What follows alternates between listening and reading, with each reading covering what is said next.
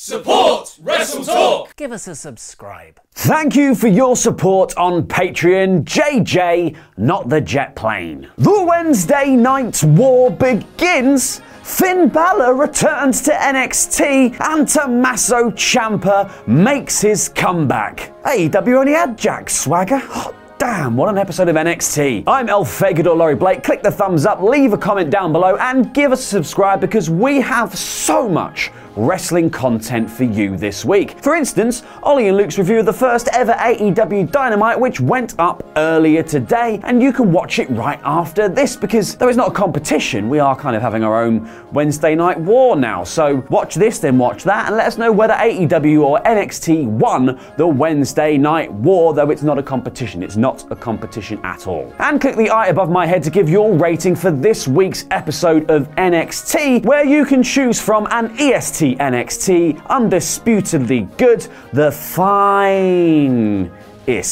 2 out of 5 live, and the bottom one, Cameron Grimes' hat, as I review the October 2nd episode of NXT. Don't push your fingers into your eyes because the show opens with a highlight reel and Slipknot's Corey Taylor telling us that if you've been looking for something more, welcome home. We then get the subtle combination of the NXT logo on fire and a big old fat no BS graphic flashing up on the screen. And then someone in the crowd legitimately has a Forgotten Son sign, immediately undermining the no BS warning. Proceedings begin with an absolute barnstormer between Adam Cole and Matt Riddle. So whatever you do, don't change the channel.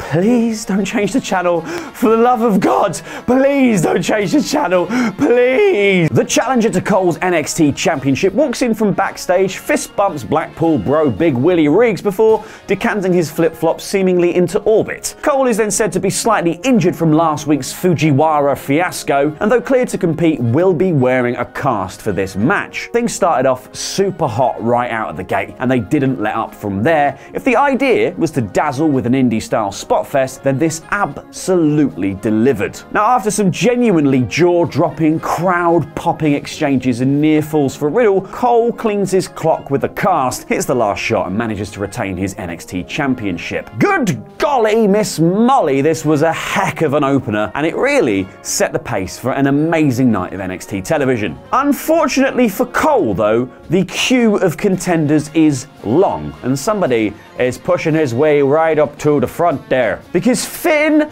Balor is back at Full Sail. Oh my God, it's Finn Balor. He gets the sort of reaction that makes it look like Jesus coming out of the cave on Easter Sunday had all the disciples just going, oh hey man. And then once he's face to face in the ring with Adam Cole, he says, as of now, Finn Balor is NXT. We then get a great little promo to hype Shayna Baszler versus Candice LeRae, where the Queen of Spades says that people don't just lose matches against her, they lose days off their career. That is Rhea Ripley's gimmick. Isn't that right, Tegan Knox, who got a promo package later in the show, and that Ripley feud feels kind of like it's ready-made. Velveteen Dream then appeared in a purple haze on a brand new couch flanked by a bevy of beautiful furniture removal specialists. He then says, what you are feeling is the Velveteen Dream experience, the climax of life, which is probably why Roderick Strong and the Undisputed Era tried to steal it. The thrust of the conversation was that he wanted a North American title rematch, but it was all wrapped up in the usual Velveteen Dream penis patter. A quick but great promo package hypes up Lio Rush versus Drew Gulak, and their Cruiserweight Championship match will go down next week.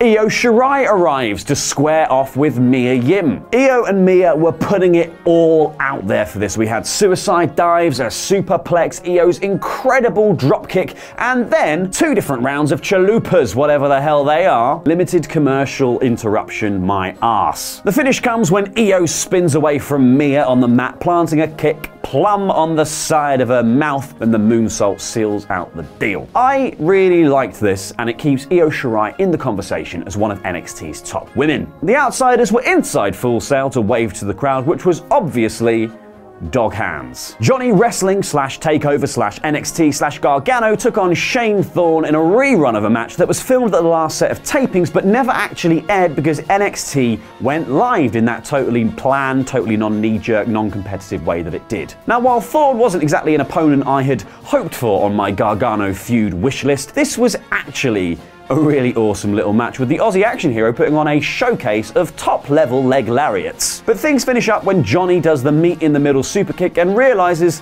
he's been stood up because Tommaso Ciampa ain't there yet. Next up, we got to see a new side to Candice LeRae in the NXT Women's Championship match against Shayna Baszler. LeRae was fired up and unafraid of NXT's resident bully, and for much of this match, it kind of felt like Candice was the escape artist to the submission magician. The final moments were legitimately thrilling, with the pair trading Kirifuda clutches before Baszler locks hers in, and LeRae fights, tries to stand up, but eventually has to tap. This was a star-making performance for LeRae and just goes to show that she should have been in this position long ago. And not just playing the character of Johnny Gargano's wife, which she also is in real life. The Odd Faction of Mark Henry, Stephanie McMahon, and Alundra Blaze, aka Sexual Corporate Carnage, were in the crowd, and then it was announced that Kushida will suffer death by chop next week at the giant gammon hands of Walter. I cannot wait. Pete Dunne took on Danny Burch next in a bout that started off as wrist locker-palooza before descending into flips, kicks, and headbutts. This British strong-style confrontation made both guys look hard as nails, and it kept Pete Dunne's momentum up with another victory before the lights go out and who should appear but the Las Vegas magician vampire Damian Priest. NXT's own Big Damo then hits the reckoning and does his arrow thing to light up his own name. I'm actually into this feud. It's quite cool. Kathy Kelly then confronts Adam Cole about using his cast to save his championship. He says, "Actually, I used the last shot." Roddy then interrupts, babbling about Balor, but Cole says they need to concentrate on the profits and the prophecy. So to close the show, the Undisputed Era's Bobby Fish and Kyle O'Reilly defended their NXT Tag Team Championships against the When I Say Street, You Say Profits. The You Say Profits were accompanied to the ring by Wale, who wants the smoke. He really wants the smoke. All of the smoke, please. We then got the second big NXT return of this episode, Kyle O'Reilly's air guitar! Excellent! The match itself was built around a hot tag spot with Dawkins that saw him just run wild, leading to a final few spots where the I Say Street, You Say Profits were closing in on the titles after Ford flipped over the corner to land outside. But just as he went up for the frog splash follow-up, Roderick Strong interferes, grabbing his leg, setting Fish and O'Reilly up for a high-low and the win. Now, the ref was looking right at Roddy when he did this. This definitely should have been a DQ. It was weird, but I'm fine with it, because Undisputed Era celebrated their underhand tactics with their signature pose as Adam Cole walks onto the ramp to pose right back at them. Then Ciampa's music hits, and the Blackheart walks out onto stage. He circles Cole like a shark, keeping his eyes on Goldie the entire time. This was so good. And it was just a tiny example of the kind of character work Ciampa was doing before he went off to have surgery. The episode goes off air as Ciampa snaps up to look Cole in the eyes, and the two stare down. What an episode of NXT. This honestly felt like a mini takeover with 3 amazing high-stakes matches, 2 huge returns, one from a brutal, horrible injury and the other from the main roster, which is worse, and some setup for future feuds, namely Priest versus Dunne and Cole versus Balor and Ciampa in whatever order they think they're going to do that. But I think the best thing about all of this is, and I don't want this to sound like a Velveteen Dream promo, they didn't blow their load. No titles changed hands, the returns were amazing but teasing more than anything else, and every single thing in this show left you wanting more. This was an EST NXT. Over to Pete for some news. Great review, Laurie. Man, the war really has started, hasn't it?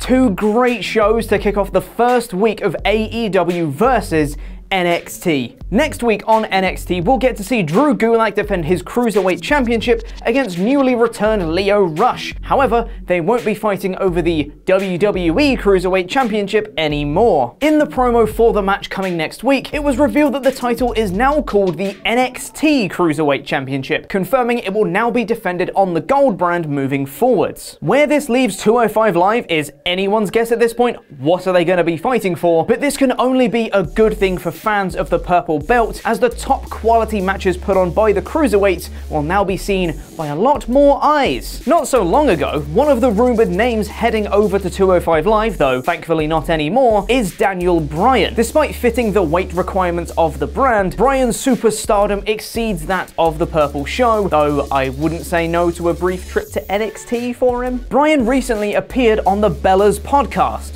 The Bella's podcast? What do they talk about? Where he took part in a Q&A section. He was asked about his time in WWE, to which he responded, "My retirement from full-time wrestling, which will be coming up sooner rather than later in the next couple of years." He went on to talk about focusing more as a parent after his full-time retirement, so we may only have a couple of years left of Bryan full-time in WWE. So don't screw it up. Speaking of screwing things up, and CM Punk was just a little bit mistreated, wasn't he? Everyone knows the story by now, and a return to WWE seemed out of the question. Despite this though, there were rumors circulating this week that CM Punk had a tryout to become a host for FS1's WWE Backstage show alongside Renee Young. Well, now those rumors have been confirmed by none other than Triple H and CM Punk himself. Interestingly, this led on to both men saying they're open to a CM Punk return to WWE at some point, though admittedly, Punk said he's open to anything, just not wrestling. But that's the one thing we want to see you do. When asked about a Punk return by Sports Illustrated, Triple H said, "If the opportunity is right for everybody and it's right for our fans, then we are willing to put the past behind us and move forward." While in an interview with Collider, Punk said of the situation, "I'm very much in the position in my life where I'm like, well, talk to me. I'm open to anything. And if they come at me and they're like, we want you to wrestle, I'm not interested." As we all know, Punk is the best on this microphone, in that ring, even at commentary. Nobody can touch him. It's a pipe bomb. It's a pipe bomb reference. So CM Punk as a commentator, authority figure, despite those not existing anymore, or some sort of backstage influencer would be amazing. I can't believe I'm saying this, and it actually has a very real chance of happening now, but CM Punk back to WWE confirmed? Thank you for watching, and a special thank you to our lovely pledge hammers on Patreon, some of whom you can see scrolling below me right now. Press the videos to the right to be taken to the latest WrestleTalk and Screen Stalker things, and leave us a comment letting us know what you thought of NXT. I've been Ciampa Pete Cornell, and that was wrestling.